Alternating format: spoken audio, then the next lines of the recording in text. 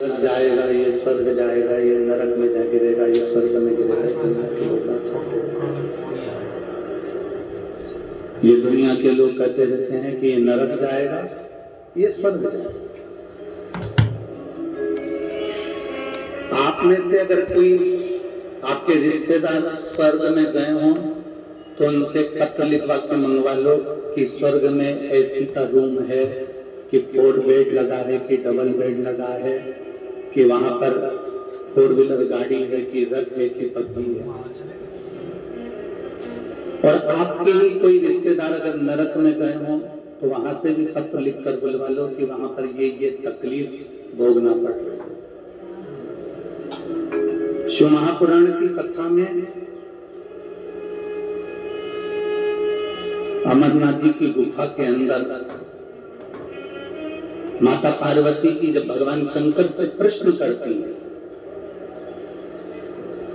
और माता पार्वती जी ने भगवान देवादिदेव महादेव से प्रश्न किया कि संसार में जन्म लेने वाला व्यक्ति, संसार में जन्म लेने वाला मनुष्य स्वर्ग जाता है, नरक जाता है, स्वर्ग का सुख भोगता है, नरक का दुख भोगता है। भगवान शंकर पार्वती जी से कहते हैं, पार्वती अगर संसार में जन्म लेने वाला व्यक्ति, संसार में जन्म लेने वाला मनुष्य यदि 1 लोटा जल मुझे समर्पित करता है तो ना उसे नरक का भोग भोगना पड़ता है, ना उसे स्वर्ग जाने की लालसा होती है। वो मेरे कैलाश में मेरे साथ में विराजमान रहता है। कोई थोड़ी सी पूजन कर रहा है और पूजन में बच्चे ने गलती कर दी,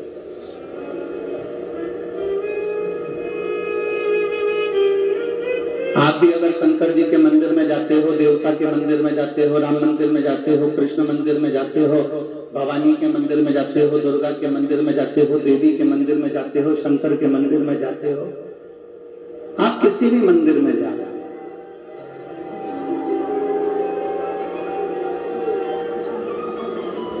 आप किसी भी मंदिर के अंदर प्रवेश कर रहे हैं, आप किसी भी मंदिर के अंदर जा रहे हैं, छोटे छोटे बच्चे उस मंदिर में दर्शन करने आ रहे हैं, छोटे छोटे बच्चे उस मंदिर में पूजन करने आ रहे हैं। बोलो आप लोगों ने दर्शन करें ऐसा कि छोटे छोटे बच्चे आपके आसपास में जो शिवालय हैं, देवालय हैं, शंकर के मंदिर हैं, भगवान शिव के जो मंदिर हैं, वहां छोटे छोटे बच्चों का आपने दर्शन किया हो, वो भगवान का पूजन कर रहा है। एक छोटे से बच्चे के हाथ से जल चढ़ाते चढ़ाते अगर लोटा नीचे गिर गया,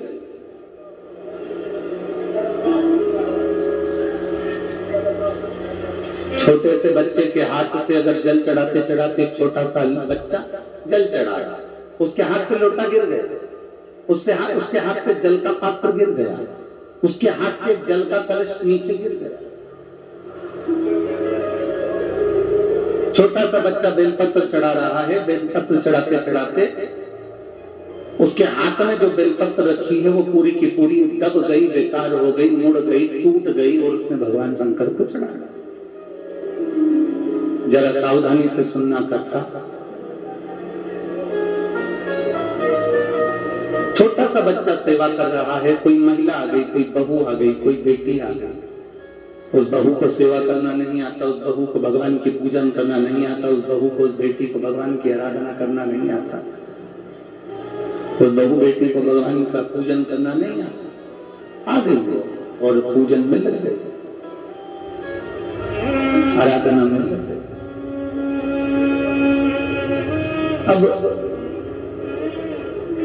मान लो उससे कोई गलती हो रही है, मान लो उस बच्चे के हाथ से लोटा गिर गया, मान लो उस बच्ची के हाथ से लोटा गिर गया, मान लो बहू पूजन कर रही थी उससे कुछ गड़बड़ी हो गई, बेटी पूजन कर रही थी उससे कोई गड़बड़ी हो गई, कोई बच्चा पूजन कर रहा था उससे कोई गड़बड़ी हो गई, कोई पूजन में त्रुटि हो गई। तो मेरा निवेदन इस व्यासपीठ से है कि जितने बड़े बड़े लोग जिनको पूजन करना आती है, जिनको आराधना करना आती है, जिनको अर्चना करना आती है, उनसे निवेदन है उस बच्चे को लोटा गिरने पर, उस बच्चे को गलत पूजन करने पर, उस बच्चे को कहीं त्रुटि वाली पूजन करने पर भी मेरा घर के बड़ों से निवेदन है उसको डांटने का प्रयास मत करना, क्योंकि वो अभी अभी जुड़ा, वो अभी अभी जुड़ा। जब वो अभी अभी जुड़ा है तो धीरे धीरे धीरे धीरे वो सेवा की ओर, पूजन की ओर अग्रण्य होगा, वो धीरे धीरे पूजन की ओर बढ़ेगा, वो धीरे धीरे सेवा की ओर बढ़ेगा, धीरे धीरे सीखेगा। आप लोग क्या करते हो कि एक साथ एकदम बच्चे को चिल्ला जाते, जरा सी गलती हुई, जरा सी गड़बड़ी हुई और आपने बच्चे को चिल्लाया,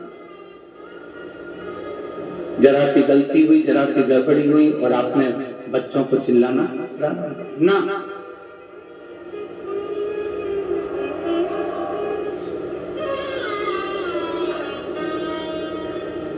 हम आपसे पूछे एक बात, उत्तर दोगे रे रेवाड़ी वाली? अरे बोलो तो जब के गलती भगवान करता है कि इंसान करता है? जम के बोलो जरा। इंसान करता है। गलती भगवान नहीं करता, गलती इंसान करता।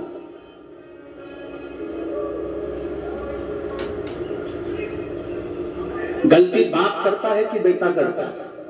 जम के बोलो जरा। बेटा। माफ कौन करता है? बाप। आपने अगर गलती कर भी दी है, आपसे अगर कोई गलती हो भी गई है, मान लो जल की जगह तुमने दूध चढ़ा दिया, दूध की जगह दही चढ़ा दिया, दही की जगह तुमने जल चढ़ा दिया, मान लो चंदन लगाना था तुमने चावल लगा दिया, चावल की जगह अबीर लगा दी, अबीर की जगह गुलाल लगा दी, मान लो बेलपत्री की जगह फूल चढ़ा दिया, फूल की जगह बेलपत्र चढ़ा दी, तो ये चिंता मत करना कि मुझसे कोई गलती हो गई। याद रखना वो तुम्हारा बाप है और बाप अपने बच्चों की गलतियों को माफ करता है। पिता अपने बच्चों की गलतियों को माफ करता चले जाता है, बाप अपने बच्चों की गलतियों को माफ करने की उसकी आदत बनी। वो तो केवल इतना कहता है कि तुम कैसे भी आओ मेरे करीब, कैसे भी आप उसकी शरण में जाइए, आप उसके चरणों में पहुंचिए, आप उससे विनय करने पहुंचिए, आप उससे निवेदन करने पहुंचिए। और जब आप उसकी शरण में जाओगे, उसके चरणों में निवेदन करने पहुंचोगे, तब आप स्वयं वो आपको माफ करता चला जाए। स्वयं आप भगवान नहीं हैं, आप इंसान, और गलती इंसान से होती है।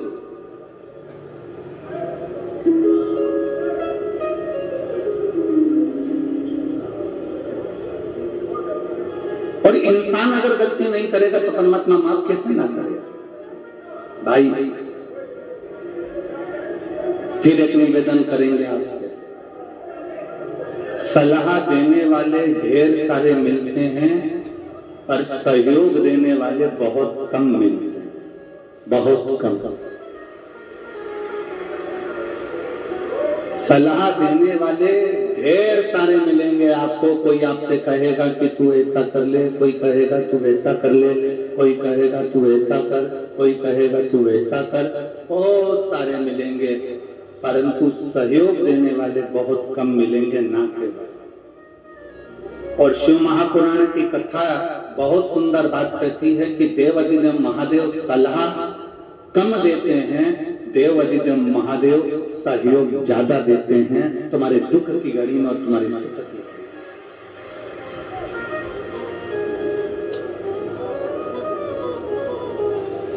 वो सहयोग ज्यादा देते हैं,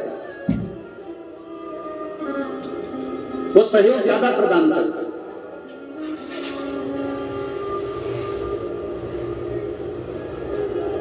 बहुत मिलेंगे संसार में आपको सलाह देने वाले, बहुत। कोई आपसे कहेगा कि ऐसा कर लीजिए, कोई आपसे कहेगा वैसा कर लीजिए, और शिव महापुराण की कथा कहती है कि अगर कोई जीवन में आपको सहयोग प्रदान करेगा, संसार का कोई मनुष्य भी यदि आपको सहयोग दे रहा है तो ये समझ लेना कि शंकर का एक रूप है, वो शिव का एक स्वरूप। अगर कोई आपको सहयोग दे रहा है,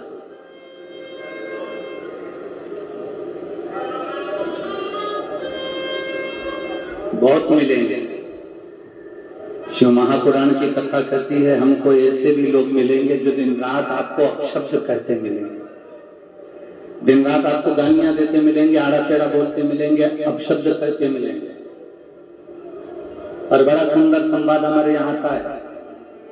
कोई कुत्ता कीचड़ में लटपट है, कोई कुत्ता कीचड़ में पूरा के पूरा भेड़ा हुआ है, कोई कुत्ता कीचड़ में पूरा के पूरा भेड़ा, पूरा के पूरा लटका, और वो उचक रहा है, वो कुत्ता उचक रहा है और दौड़ रहा है, कुत्ता कहीं मूंछ हिला रहा है, कुत्ता कहीं इधर उधर उचक रहा है, और आप बहुत अच्छे कपड़े पहने हो तो आप उस कुत्ते के पास जाओगे क्या?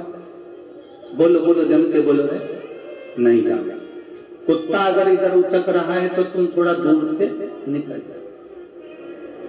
आप में से कोई ऐसा नहीं होगा कि उस कुत्ते के पास जाएगा, क्योंकि कुत्ता कीचड़ में लगता है, कुत्ता कीचड़ में पूरा समाया हुआ है, कुत्ते के शरीर पर कीचड़ लग रहा है, कुत्ता कीचड़ को लगाकर उचक रहा है, कोई उस कुत्ते के पास नहीं जाता, उस कुत्ते से लोग दूरी बनाकर चल जाते।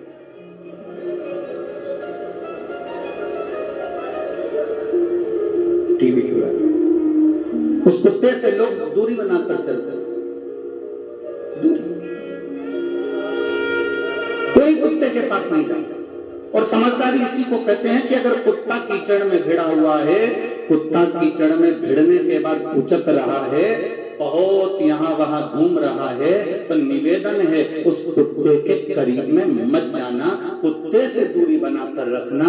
उसी तरह संसार में ऐसे ऐसे लोग भी हैं जो दिन रात गंदे व्यसन में डूबे हुए हैं, मदिरा पान में, मांसाहार में, वेश्यावृत्ति में, जुए में, और ना जाने कितने कितने गंदे काम में डूबे हुए हैं, ना जाने कितना कितना निंदा करते हैं, ना जाने कितना कितना अपशब्द कहते हैं, ना जाने कितना कितना आड़ा टेढ़ा बोलते हैं। आपसे निवेदन है, आप ये जान लेना कि गंदे कुत्ते के पास में जाओगे तो आपके कपड़े गंदे हो जाएंगे, उसी तरह गलत व्यक्ति की संगति में जाओगे तो तुम्हारा भी जीवन व्यर्थ होगा।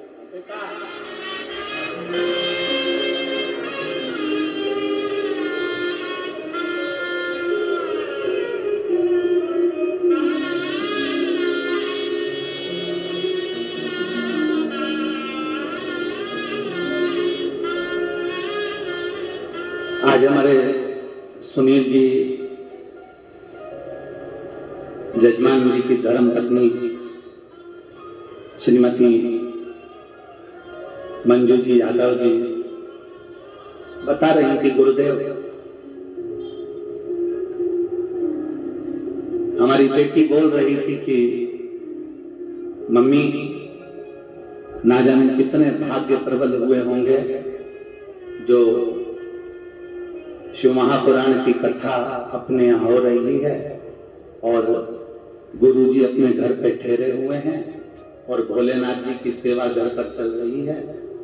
तो मंजू जी बता रही थी कि बेटी कह रही थी कि गुरुजी जब तक घर में हैं मम्मी, तब तक प्रयास करना कि चाहे भोजन प्रसादी हो, चाहे जल प्रसादी हो, चाहे गाय का दूध प्रसादी हो, भोलेनाथ जी की पूजन की सामग्री हो, प्रयास करना मम्मी कि आप, हम और घर के लोग गुरु जी को वो प्रसाद पवा सके, वो प्रसाद दे सके। ये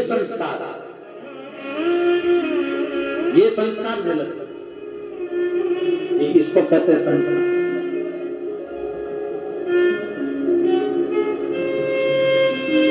शिव के प्रति भक्ति को बढ़ाने का प्रयास करें, शंकर के प्रति विश्वास को जगाने का प्रयास करें, शंकर के प्रति भरोसे को जगाने का प्रयास करें।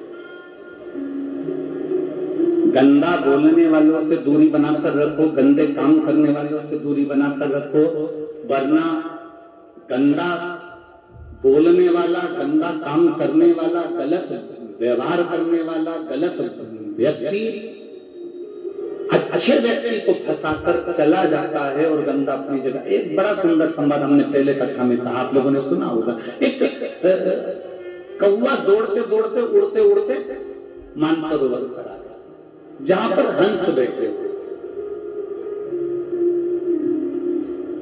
जहां पर हंस और कौवा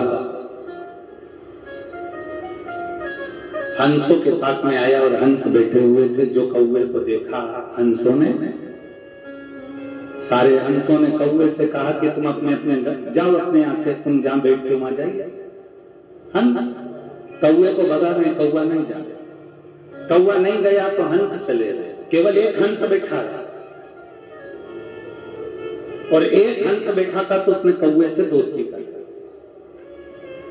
अब कौवे और हंस की ऐसी दोस्ती हो गई, ऐसी दोस्ती हो गई कि कौवे को भूख लगने लगी, और भूख लगने लगी तो कौवा कहने लगा मुझे बहुत तेज भूख लग रही है, कुछ दे दो मुझे खाने के लिए, कुछ मुझे प्रदान करो खाने के लिए। तभी उसी समय पर, उसी पल, उसी घड़ी हंस गया, मोती चुग कर ले आया, कौवे को दिया, ले कौवा ये मोती ले, खा ले। कौवा कहने लगा आज तक मैंने जिंदगी में मोती नहीं खाया, मेरी तो चोंच टूट जाएगी, मैं मोती कैसे खा सकता? अभी तक मैंने कभी मोती नहीं खाया, अभी तक मैंने मोती का सेवन नहीं करा। अगर मैं खाऊंगा तो मेरी ये चोंच टूट जाएगा, अगर मैं खाऊंगा तो मेरी चोंच टूट जाएगी, मैं नहीं खाता। कौवे ने मना कर दिया। अब कौवा भूखा रहने लगा, बहुत भूख से बिलखने लगा। भूख के कारण जब बिलख रहा था कौवा को कहने लगा हंस से, हंस अब तू मेरे साथ चल, मेरे यहाँ रहना दो एक दिन। हंस चले गया कौवे के साथ में। कौवा, हंस तो मानसरोवर पर रहता था, कौवा शमशान में बड़ के पेड़ के ऊपर रहता था। कौवा बैठ गया, हंस को भूख लगी। हंस ने कहा कौवे मुझे भूख लग रही है। कौवा कहता मैं अब भी लेकर आता हूँ। कौवा उड़ कर गया, मरा हुआ कुत्ता पड़ा था, उस कुत्ते का मांस उठाया कौवे ने, जाकर हंस को देने लगा। हंस कहता है मैं नहीं खाऊंगा, भले मर जाऊंगा पर ये गंदी चीज नहीं खाऊंगा। दोनों बात कर रहे थे और वो मांस का टुकड़ा नीचे गिर गया। नीचे गिरते ही एक राजकुमार बैठा था, उसके ऊपर मांस का टुकड़ा गिरा। राजकुमार को क्रोध आया, उसने धनुष उठाकर बाण छोड़ा। जो बाण छोड़ा, छोड़ते से कौवा तो भाग गया, हंस को तीर लग गया। हंस को जैसे बाण लगा, हंस नीचे गिरा तो राजकुमार ने हाथ जोड़कर कहा हंस देव मैंने तो कौवे के ऊपर बाण छोड़ा था और बाण आपको लग गया। इतने में हंस कहते हैं भाई तेरी गलती नहीं है, मैंने गलत व्यक्ति का संग कर लिया था, गलत व्यक्ति का संग करा इसलिए मुझे ये बाण लगा। गलत काम करने वाला व्यक्ति गलत काम करके निकल जाता है, गलत बोलने वाला व्यक्ति गलत बोल कर निकल जाता है, गलत कार्य करने वाला व्यक्ति गलत काम कर निकल जाता है और अच्छा व्यक्ति इसमें फंस जाता है।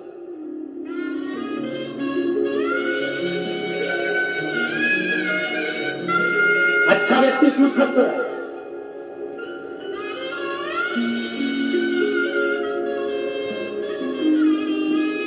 और इतना फंसा हुआ है वो अच्छा व्यक्ति की निकलने का प्रयास करता है तो निकल नहीं पाता, फिर नहीं देता। कर्म का भोग अपने को भोगना, कोई दूसरा नहीं भोगने वाला। किसी अच्छे की संगत करने का प्रयास कर।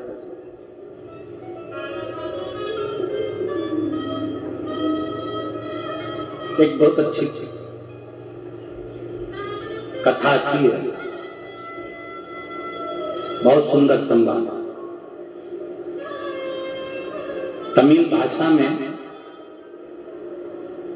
एक संत ने एक पुस्तक लिखी है जिसका नाम है शिव रहस्य। क्या नाम है किताब का? जम के बोलो जरा। शिव रहस्य, तमिल भाषा में लिखी और उसमें दक्षिण के एक शंकर जी के मंदिर का वर्णन आता है, भीलेश्वर महादेव। कौन से महादेव हैं? जम के बोलो जरा, जम के। भीलेश्वर, जिनको भीलनाथ महादेव भी कहता है, भीलेश्वर महादेव।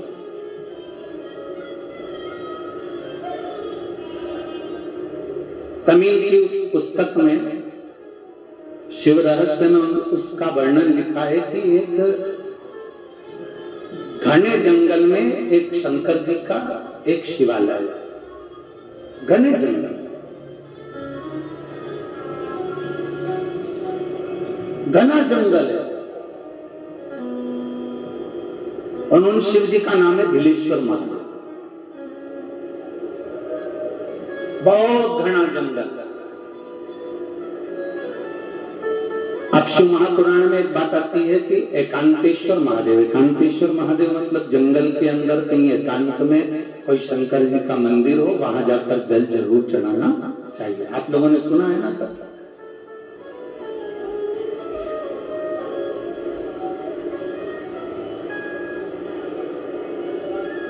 वहां जल जरूर चढ़ाना चाहिए। मान लो जिसका लीवर काम नहीं कर रहा, जिसकी किडनी काम नहीं कर रहा,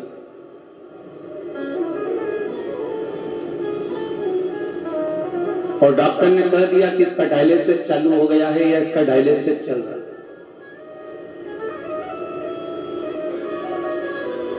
बेलपत्री के पेड़ के नीचे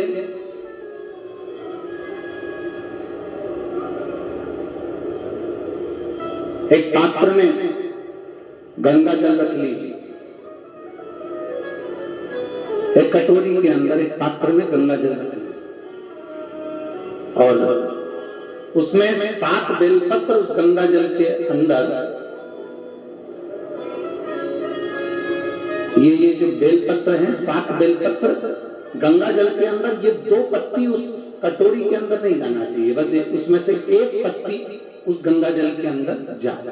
बहुत सावधानी से सुनिएगा, एक पत्ती उस गंगा जल के अंदर चली जाए।